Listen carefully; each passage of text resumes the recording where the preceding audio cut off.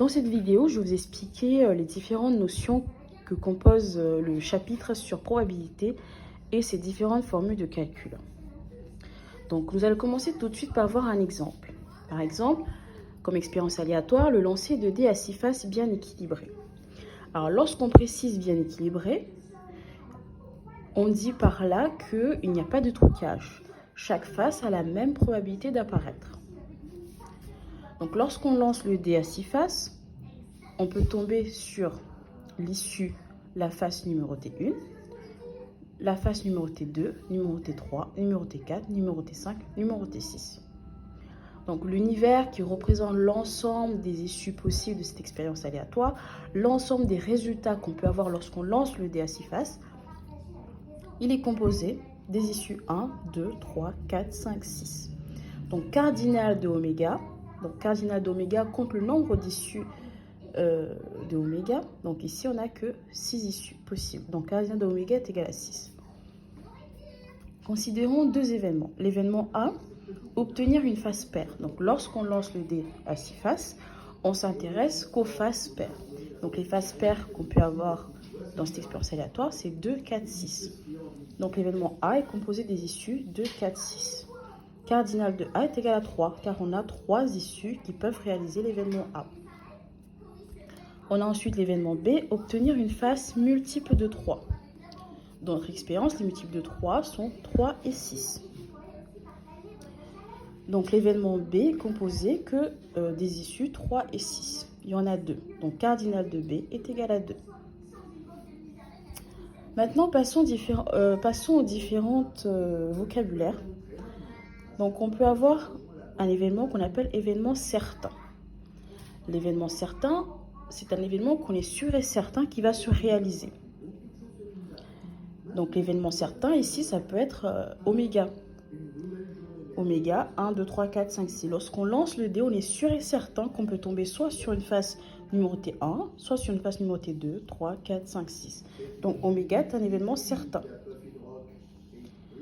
Ensuite, on peut avoir un événement élémentaire. L'événement élémentaire, il est composé que d'une seule issue. Il n'y a qu'une seule issue qui peut réaliser cet événement. Par exemple, on nomme C l'événement obtenir la face numérotée 1. Donc, il n'y a que l'issue 1 qui peut réaliser cet événement. Ou bien, on peut avoir comme événement obtenir un 6, obtenir un 3, obtenir un 4. Ce sont des événements élémentaires il n'y a qu'une seule issue qui peuvent les réaliser. Ensuite, on a en général les événements. Par exemple, l'événement A ou l'événement B. Ce sont des événements qui sont composés de plus d'une issue. Par exemple, l'événement B est composé de 2 issues, l'événement A est composé de 3 issues. Sinon, on peut avoir l'événement impossible. Et l'événement impossible, c'est un événement où aucune issue de l'expérience aléatoire ne peut le réaliser. Par exemple, l'événement obtenir un 10. Lorsqu'on lance le dé à 6 faces, il est impossible d'obtenir la face numérotée 10. Donc l'événement 10 est appelé événement impossible. Ensuite, voyons un peu les différentes probabilités de chaque événement. L'événement certain dont on est sûr et certain qu'il va se réaliser a une probabilité égale à 1. Donc si on applique la formule P d'oméga égale cardinal d'oméga sur cardinal d'oméga, on va avoir 6 sur 6. Et 6 sur 6 est égal à 1. L'événement C, si on doit calculer sa probabilité, donc l'événement C, il est composé que d'une seule issue. Donc cardinal de C est égal à 1 sur cardinal d'oméga 6, 1 sixième. La probabilité de l'événement A, donc on a dit qu'il y a 3 issues qui réalisent cet événement parmi 6 issues possibles. Donc la probabilité c'est 3 sixièmes. Donc si on simplifie cette fraction, on va avoir 1 demi. La probabilité de l'événement B est égale à 2 sixièmes, car on a seulement 2 issues qui réalisent l'événement B sur 6 issues au total. Donc si on simplifie pareil, on a 1 tiers. L'événement impossible, donc l'événement où c'est impossible de pouvoir le réaliser, sa probabilité est nulle. C'est sûr et certain qu'on ne peut pas le réaliser. Donc on a 0 chance de pouvoir le réaliser. Maintenant, passons aux événements contraires. Événement contraire. Donc, si on cherche par exemple l'événement contraire de oméga, ça va être obtenir une face différent de 1, 2, 3, 4, 5, 6. Donc ça, c'est l'événement contraire de oméga. Mais obtenir une face différente de 1, 2, 3, 4, 5, 6, il n'y en a pas. Donc, oméga, l'événement contraire de oméga, ça va être l'ensemble vide. Il n'y en a pas. Donc, sa probabilité, la probabilité de l'événement contraire de oméga, ça va être 0. Et si on applique la formule qui nous donne la probabilité de l'événement contraire, donc si on fait P de oméga plus P de oméga bar, ça doit donner 1. La somme des probabilités doit être égale à 1. Sachant que P de oméga, on l'a calculé ici, elle vaut 1. P de oméga bar est égal à combien pour que la somme de ces deux probabilités fasse 1. Donc là, c'est sûr que P de oméga bar est égal à 0. Ensuite, l'événement contraire de C. Donc C, c'est l'événement obtenir la face numérotée 1. Donc l'événement contraire, ça va être obtenir une face différente de 1. Donc une face différente de 1, ça revient à obtenir soit 2, soit 3, soit 4, soit 5, soit 6. La probabilité de l'événement contraire de C, ça va être égal à, donc ici il y a combien d'issues? 1, 2, 3, 4, 5 issues. Donc ça va être 5 sur 6.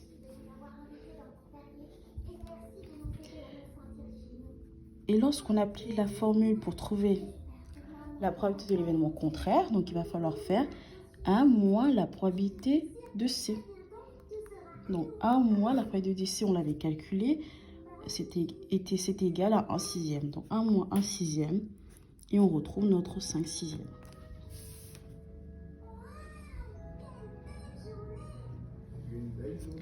L'événement contraire de A, qu'on note A bar. A, c'était l'événement obtenir une face paire. Donc A bar, ça serait obtenir une face impaire, le contraire d'une face paire.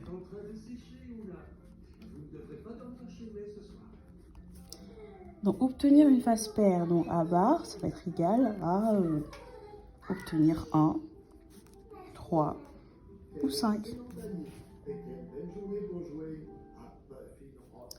Donc la probabilité de A bar, imaginons qu'on n'a pas déterminé les issues qui réalisent A bar, on aurait fait P de A bar égale 1 moins P de A. 1 moins P de A, donc ça serait 1 moins P de A, on l'a calculé, c'était 1 demi ou 3 sixièmes. On va prendre 3 sixièmes. Donc 1 moins 3 sixièmes. 1 moins 3 sixièmes, c'est égal à 3 sixièmes. Donc il n'y a que 3 issues qui réalisent l'événement contraire de A. Vérifions ça. Donc on a 1, 2, 3 issues. Effectivement, on a 3 issues qui réalisent l'événement contraire de A. L'événement contraire de B, qu'on note B bar. Donc B bar, l'événement B, c'était obtenir une face multiple de 3. B bar, obtenir une face qui n'est pas multiple de 3.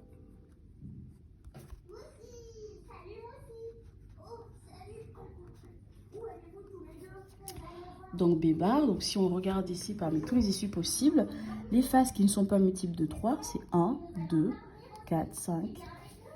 Donc voilà, c'est 1, 2, 4 et 5. Donc la probabilité de B bar, donc c'est 1 moins probabilité de B. Donc probabilité de B, on l'a calculé, c'était 2 sixièmes, 1 moins 2 sixièmes, ça sera 4 sixièmes. Donc, il n'y a que 4 issues qui réalisent l'événement B bar. Vérifions cela. On a 1, 2, 3, 4. Effectivement, on a 4 issues qui réalisent l'événement B bar. Le contraire de l'événement D. Donc, je rappelle que l'événement D, c'était l'événement impossible. Obtenir une face numérotée 10. Donc, le contraire de cet événement, ça serait obtenir toutes les faces qui ne sont pas égales à 10. Donc, obtenir 1, 2, 3, 4, 5, 6. Donc, en fait, l'événement D bar, c'est l'univers. Car D bar, ça va être obtenir 1, 2, 3, 4, 5, 6. Ça correspond à l'univers. Donc, la probabilité de D bar, donc c'est 1 moins la probabilité de D. Donc, 1 moins 0. Parce que la probabilité de D, on l'a calculé, c'est 0. Ça fait 1. Ce qui est logique. Parce que D bar, c'est l'univers. Et la probabilité de l'univers est égale à 1. Donc ici, j'espère que la partie sur événement contraire a été comprise. L'événement contraire, c'est l'événement différent de l'événement qu'on a vu au départ. Et pour calculer sa probabilité, on peut utiliser la formule. Par exemple, si on veut la probabilité de l'événement A bar, c'est 1 moins la probabilité de A. La probabilité de l'événement B bar, 1 moins la probabilité de B. La probabilité de C bar, ça sera 1 moins la probabilité de C. Donc maintenant, passons aux intersections d'événements. Alors, on a A inter B. A inter B. A, obtenir une face paire. B, obtenir un multiple de 3. Donc, si on prend l'intersection de ces deux-là, ça veut dire qu'il faut réaliser en même temps chacune de ces événements. Donc, ça revient à écrire obtenir une face paire et multiple de 3. Donc, inter, on peut le remplacer par et. Donc, obtenir une face paire et en même temps multiple de 3. Donc, parmi les faces paires qu'on a là, le seul qui est multiple de 3, c'est 6. Donc, A inter B est égal à 6. Il n'y a qu'une seule issue qui réalise l'intersection entre A et B. Une seule issue qui réalise A inter B. Donc, cardinal de A inter B est égal à 1.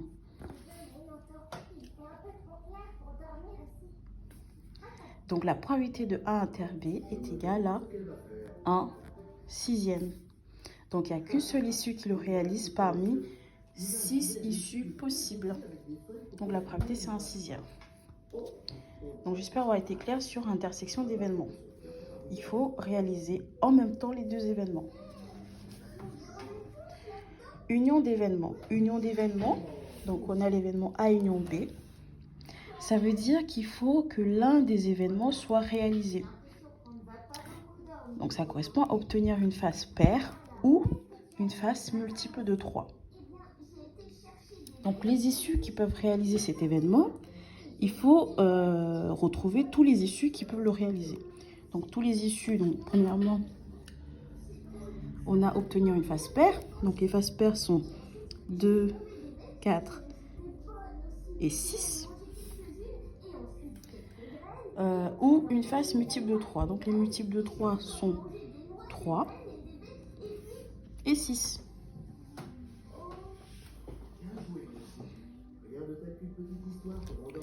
Alors si on devait calculer le cardinal de A union B, je vous rappelle que cardinal compte le nombre d'issues qui réalisent l'événement A union B. Donc on a dit qu'il faut les issues qui réalisent l'événement A. Donc cardinal de A, les issues sont 2, 4, 6. Il va falloir aussi les issues qui réalisent l'événement B. L'événement B, donc on a dit c'était 3 et 6. Mais par contre, on a répété 2 fois l'issue 6. On ne peut pas le compter 2 fois. Il faut le compter qu'une seule fois. Là, on a bien vu, on n'a pas mis 2 fois le 6. On l'a mis qu'une seule fois. Donc ici, il va falloir enlever le 6 en trop. Donc pour cela, on va faire moins cardinal de A inter B, moins l'intersection. Donc l'intersection, on l'a vu. L'intersection, c'est le 6. Donc ça revient à enlever un 6.